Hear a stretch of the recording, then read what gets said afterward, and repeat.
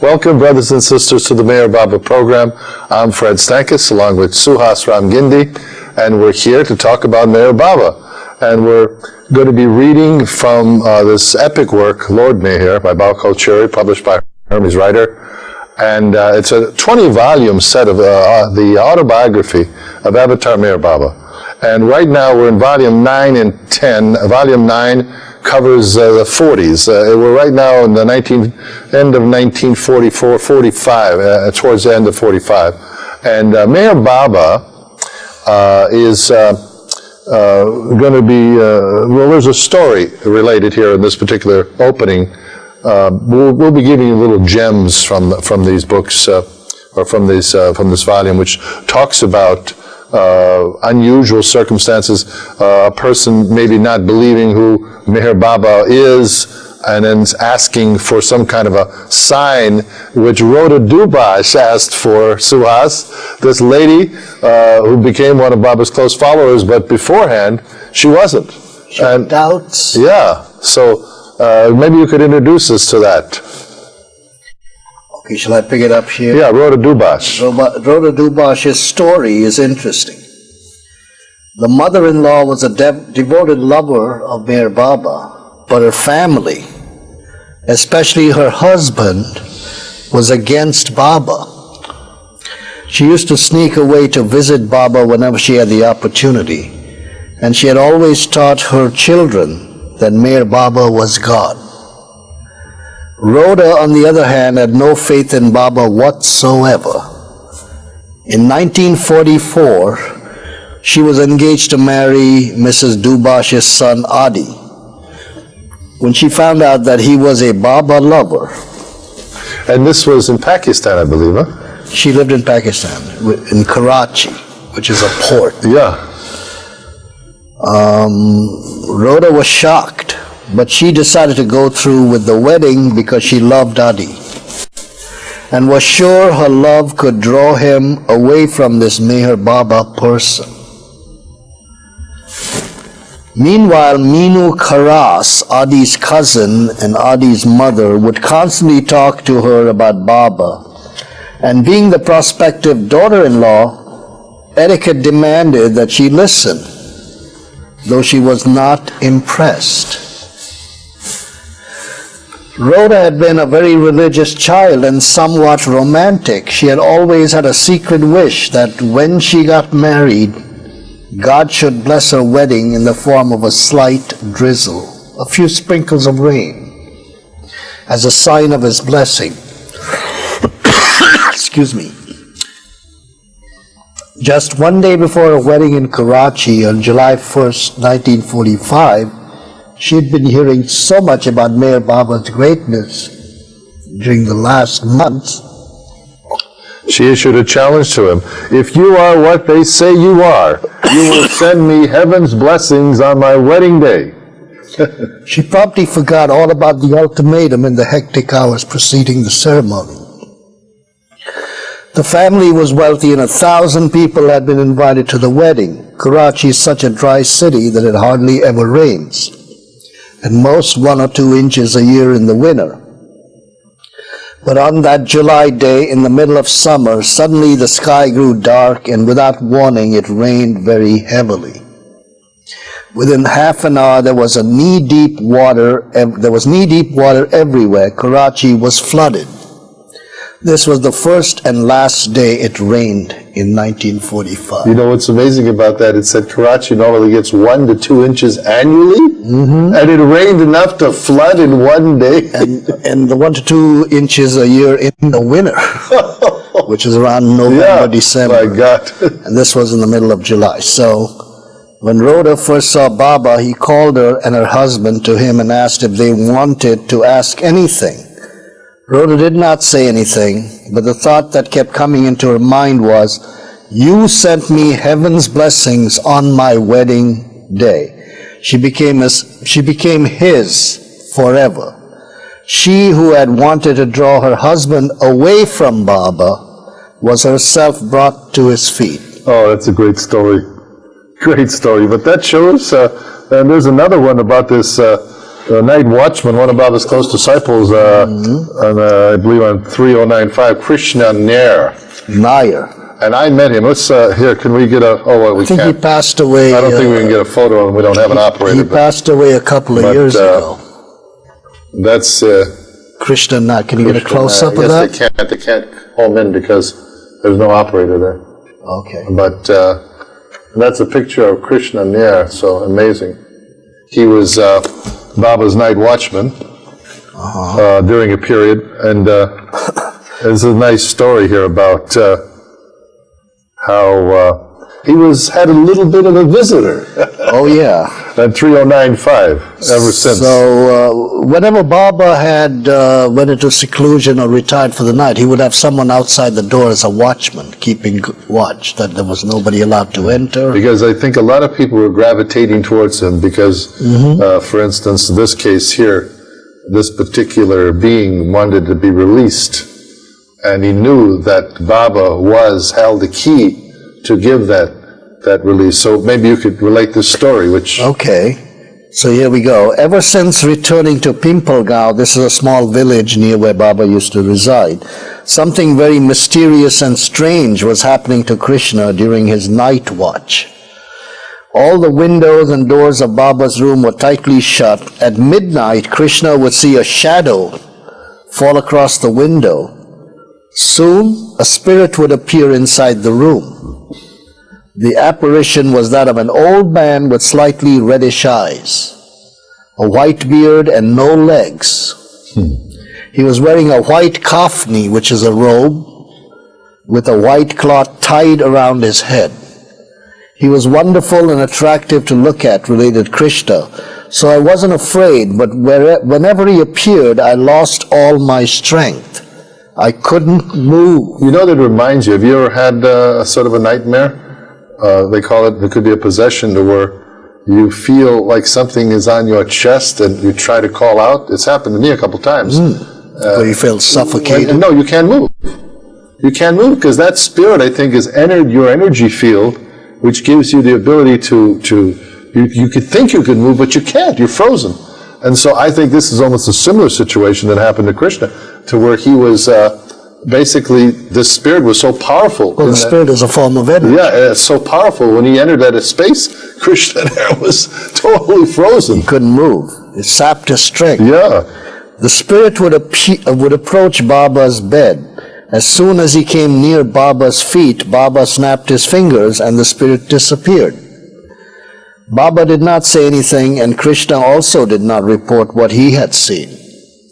Every night the same thing happened. When the spirit appeared, Krishna would feel immobilized and his energy drained away. After a few days, he complained to Baba that the spirit was taking away his strength. Baba decided to move to a different room. Half a mile from the Pimpalgaon ashram was a small cottage used as a storeroom belonging to Ratan Shah Gyara, a Parsi resident of Pune who was devoted to Baba. After retiring from his job as an engineer, he farmed some land he owned near Pimpalgaon, so from February 9th, because of the ghost, Baba began going with Krishna to Ratan Shah's small cottage every evening at 9 o'clock to rest for the night. No one stayed in the building as it was used to store grain and farm implements. Because Krishna felt so weak, Baba instructed Kaka Baria, one of his Mandali members, to come at 4 a.m. and relieve Krishna, but neither Kaka nor anyone else was told about the spirit. The spirit never appeared at Gyara's cottage. For a few days, things seemed to be going well, when one night at about 2 o'clock, someone knocked on Kaka's door. "Kaka, wake up," the voice cried. "It's 4 o'clock. Kaka sprang out of bed, frightened that he would be late, and ran from Pimpalgaon to Gyara's cottage. From the window he shone his flashlight on Krishna's face inside. Krishna came out and asked, "Kaka, why have you come so early?" "Early?" Kaka said. "What's the time? Why did you wake me up?" "It is 2 a.m. I did not wake you up. I've been here with Baba all the time." "How could I have gone to your room and left Baba alone?" answered Krishna. Kaka returned puzzled. But Who had aroused him in the middle of the night? The next night, the same thing happened. After 3 or 4 days of being awakened early, Kaka also saw the aberration. He told Baba that he could no longer do his duty because the spirit kept waking him up. the next day, Baba shifted back to Pimpalgaon. At midnight, the spirit appeared. Baba himself got up, opened the door, and went out. At 12:15 a.m., he came back into the room. He was covered with sweat. He closed the door and indicated to Krishna that he wanted to change his clothes. He then washed his face and went to sleep. From that day on, the spirit never returned. Krishna wondered about it, and on the third day he asked Baba, "I have not seen that spirit lately. Why hasn't he come?" "The work is finished," Baba motioned. "What work, Baba?" "I will explain," Baba replied. "Remind me tomorrow in front of the Mandali," his disciples. The next morning at 8 o'clock, Krishna came even though he would normally be sleeping at that hour. Baba asked why he had come, and he reminded Baba about the spirit. Baba spelled out to the Mandali, asked Krishna what was going on every day. Krishna related what had transpired, and Baba explained. The spirit was a great and powerful man. If he wanted to destroy the world, he could have done so within a second. He was that powerful. For some reason, he committed suicide. He wanted to be freed, but I was avoiding him. He was coming to me for that purpose. 4 days ago, I relieved him and gave him a body. Now he won't come around. Hearing this, Krishna lost his temper. "Baba, look at me. How weak I've become. Why didn't you relieve him the very first day? Why did you let him cause so much trouble?" Baba smiled and dictated, "The time had not come. When the time came, I gave him the body." Baba did not name the mysterious spirit. That's amazing. So you see how important it is to have a body. This soul who committed suicide probably had this need for the body because some impressions apparently, and usually a suicide in a normal case of a normal human being, they are without a physical body, and they basically severed their connection to the physical world, even though they have much more to experience. But they did the severance before that time had come to drop the body. Right. So they still had to exhaust or experience their Physical impressions. There were impressions that they have to experience. Physical body. So that's why I guess ghosts They look for people who are weak. Yeah, they look for people who are weak. Maybe a person uses drugs or is drunk or somehow very angry. And what they do is they somehow are able to possess their bodies for a certain length of time to use some of their impressions up, because they may have a craving for liquor, fornication, for drugs, or whatever it may be. And if the person is a weak soul, that spirit can, I guess, possess them to burn up those impressions, which are physical. Just think, they say sometimes, according to other books by Baba, that you may have the urge to go to the bathroom. And you have a physical need, but you don't have a physical body. I mean, or things like that. So it shows you how the physical body, come hell or high water, being in the physical world is important. A lot of people sometimes they say, well, I'll just wait till next time or something. But it's important to use the physical body to experience as much as you can. Well, in his teachings, Baba has stressed the importance of achieving a physical body. It's one of the vehicles that is necessary for the soul to experience certain sanskars, and they have to be experienced and used up before it can move on to the next stage. So I know in places in India, in rural areas, there have been stories of people, getting involved with ghosts and spirits of departed ones.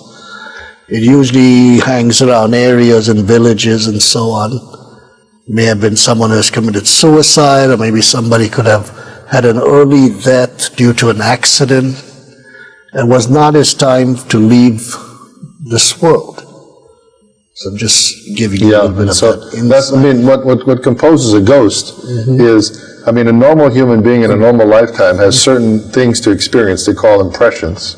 They're mental, physical, and energy impressions.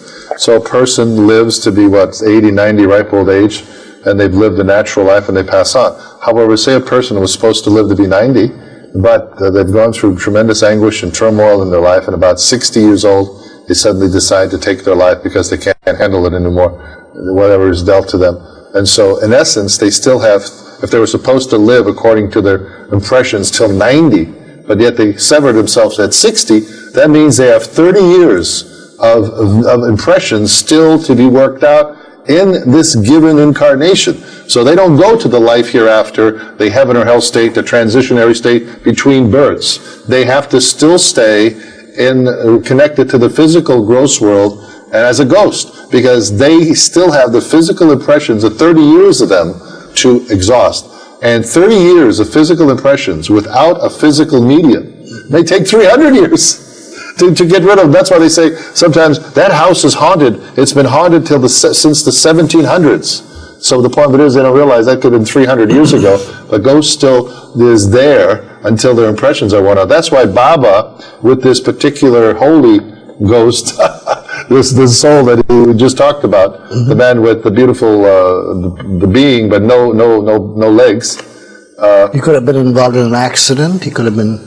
He was an advanced soul, and but it shows you, how even an advanced soul can do the wrong thing. He committed suicide, but he came to Baba asking, because he knew who Baba was, asking to be somewhat relieved of this state that he was suspended in. And when the time was right, Baba was able to give him another body. So Baba has that capacity to do that. Of course this doesn't happen in normal, you could say, probably things. But he sees a child being born in someone's family and he puts him in there based on his sanskaras.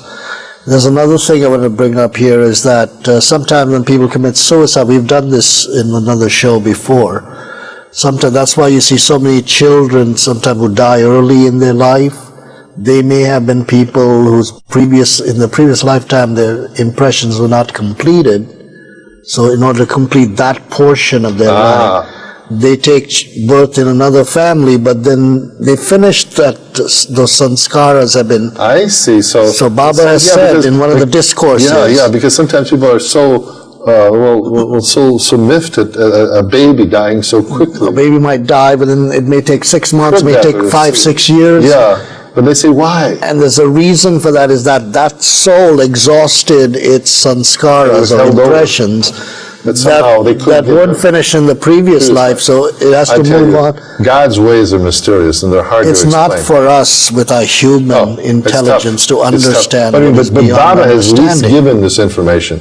Meher Baba has declared he's an avatar. It's the same as Jesus, Rama, Krishna, Zoroaster, Buddha, Muhammad, and now he's called Meher Baba. So these stories and this authority is not just coming from some holy guru. This is the avatar. So that's why when people read such an epic work as Lord Meher and get some of the insight, these are very, very, we could say, almost private type stories that are recorded and are depicted in this or published in this book.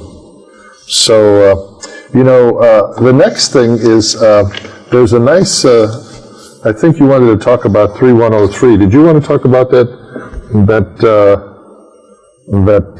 Ivy Deuce? Yeah, we can. Ivy Deuce was the. Ivy Deuce succeeded Rabia Martin, who we talked about last time, the founder of the Sufi order in San Francisco. Yeah, but she was a Murshida. Murshid is the male name for the head of a Sufi order. Murshida is the feminine. This Ivy Deuce was quite a lady. I mean, she was... I met her. she was... long I time met ago her back in San Francisco. 70 or 71. Yes. And she... And we met her daughter, Charmian, who also passed a few years ago. But she was really... in World War I, she worked... she went to France as a Red Cross worker. Wow. And drove one of these ambulances during, in basically near the front lines. I mean, so she was a mover and shaker. I mean...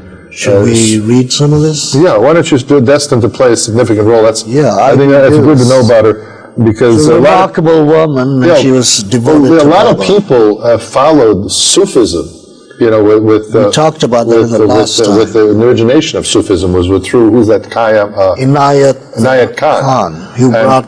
And then, but Baba created Sufism reoriented. He approved their charter, rewrote it, and so on. It was called Sufism reoriented. Yeah, and the first Rashida was Rabia Martin. They're the ones who went to India. Ivy Deuce went to India and recognized Baba as the spiritual... And the thing is, I guess there's something about the Sufis that they seem to be always, what's the word?